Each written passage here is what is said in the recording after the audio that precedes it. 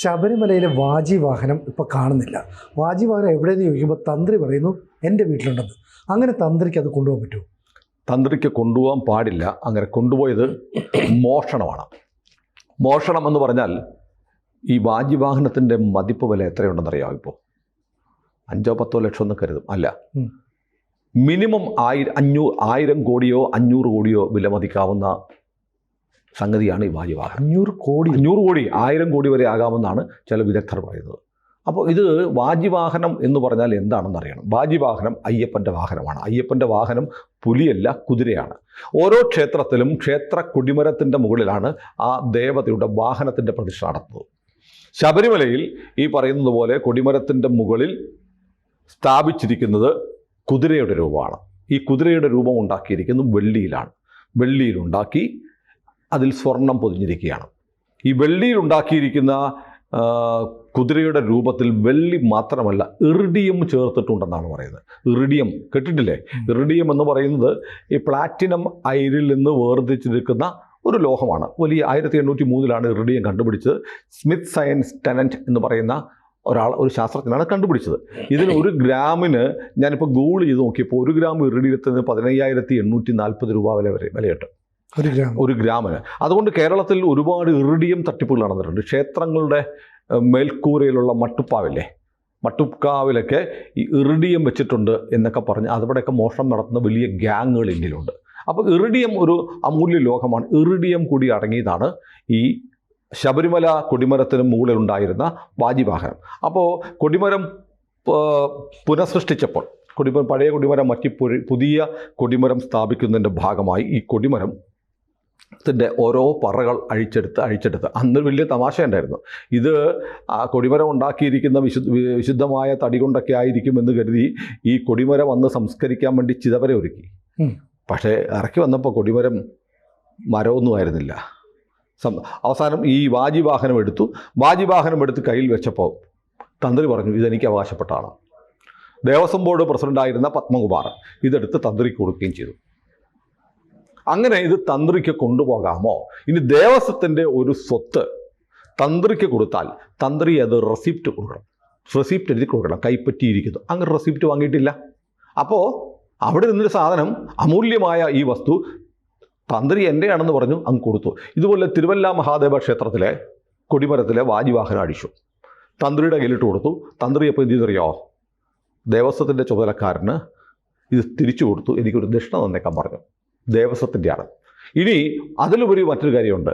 ഈ കൊടിമരം താഴത്തേക്കിറക്കി വാജിവാഹനത്തിൽ നിന്ന് ചൈതന്യം ആവാഹിച്ചു മാറ്റിയാൽ പിന്നെ ഇത് ജഡവസ്തുവാണ്.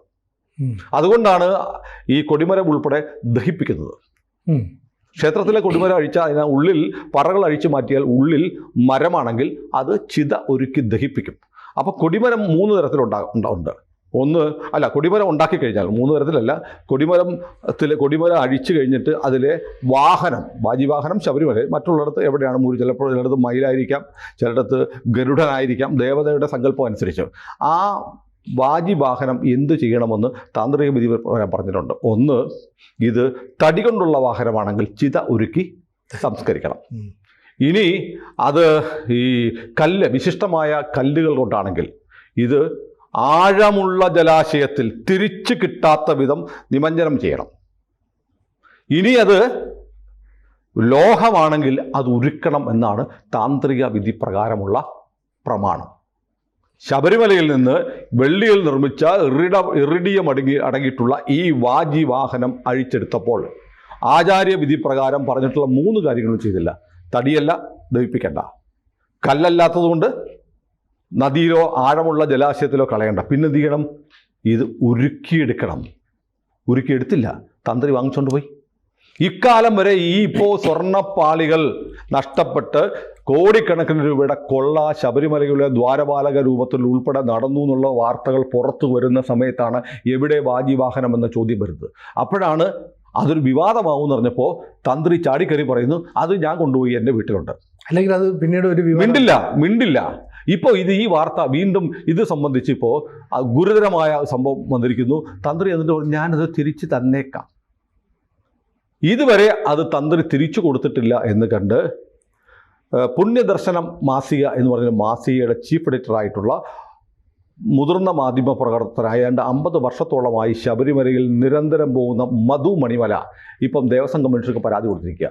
അപ്പോൾ നിയമപ്രകാരം രസീത് പറ്റാതെ ആചാര്യ വിധി പ്രകാരമുള്ള വ്യവസ്ഥകൾക്ക് വിരുദ്ധമായി ഈ വാജിവാഹനം തന്ത്രി കൊണ്ടുപോയത് മോഷണമായി കരുതി കേസെടുക്കണം. അത് ന്യായമാണ്, അങ്ങനെ ചെയ്യാൻ പാടില്ല. ഇത് മാത്രമല്ല, ഈ പറഞ്ഞ പോലെ ദേവതാ ചൈതന്യം ഇല്ലാത്ത വസ്തു ജഡവസ്തുവാണ്.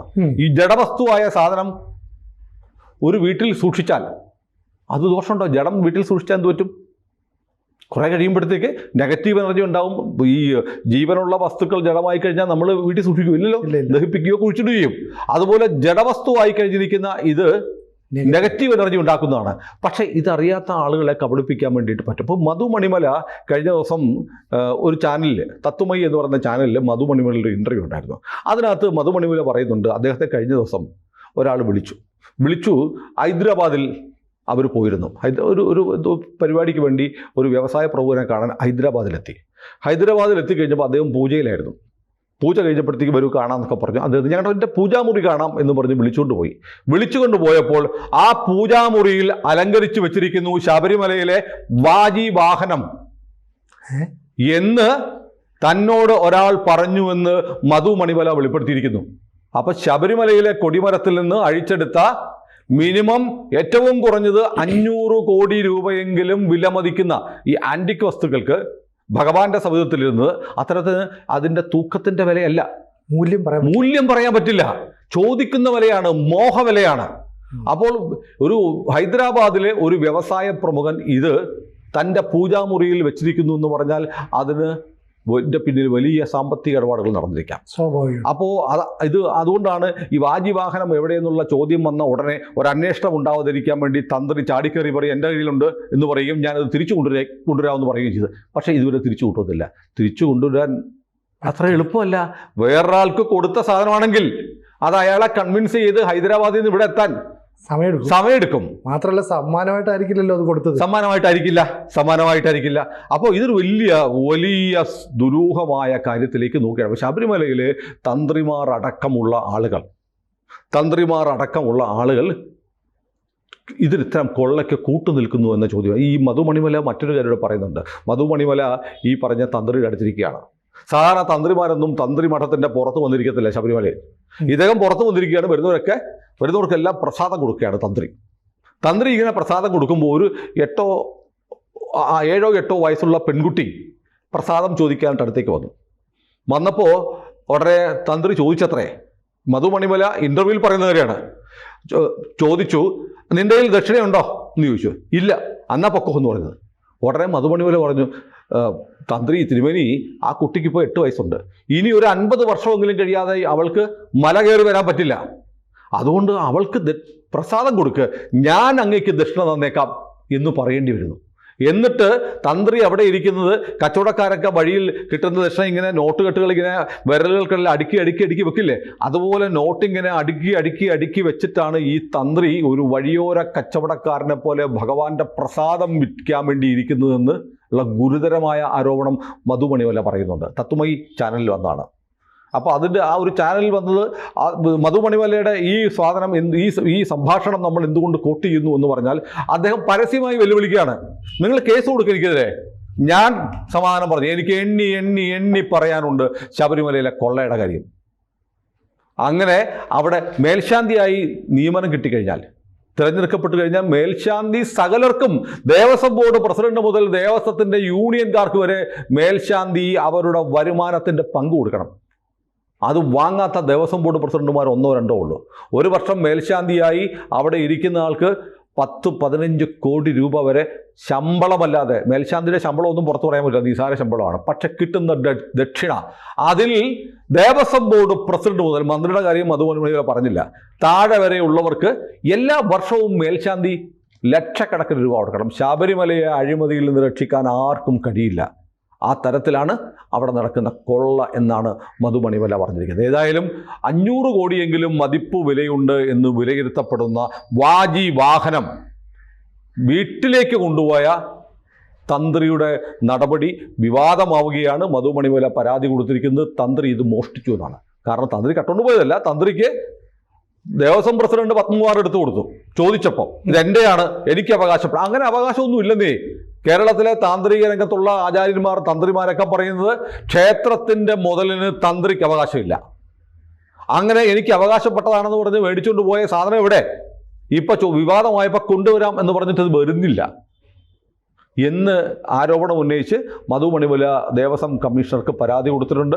അതിൻ്റെ തുടർ നടപടികൾ എന്താണെന്നറിയാം. ഏത് അങ്ങനെ വന്നാൽ ഒരുപക്ഷെ അന്നത്തെ ദേവസ്വം ബോർഡ് പ്രസിഡന്റ് എന്തുകൊണ്ട് ഇത് കൊടുത്തു, ദേവസ്വം ബോർഡ് പ്രസിഡന്റ് ചിലപ്പോൾ അറിയില്ലായിരിക്കാം. പക്ഷേ ഞാൻ പറഞ്ഞില്ലേ, ചെങ്ങന്നൂർ മഹാദേവ ക്ഷേത്രത്തിലെ കാര്യം, അവിടുത്തെ തന്ത്രിയുടെ കയ്യിലേക്ക് കൊടുക്കുമ്പോൾ തന്ത്രി അത് തിരിച്ച് ദേവസ്വത്തിനെ ഏൽപ്പിച്ചിട്ട് എനിക്കൊരു ദക്ഷിണ തന്നേക്കാമെന്ന് പറഞ്ഞു. അതാണ് പാരമ്പര്യം, മഹിമ, മഹത്വം. ഏതായാലും ശബരിമലയിലെ കുറിച്ച് നമ്മൾ കേട്ടതൊന്നും അല്ല നടക്കുന്നത്. കൂടുതൽ വാർത്തകളും വിശേഷങ്ങളും നിങ്ങളിലേക്ക് എത്താൻ ABC മലയാളം സബ്സ്ക്രൈബ് ചെയ്യുക, ബെൽ ബട്ടണും അമർത്തുക.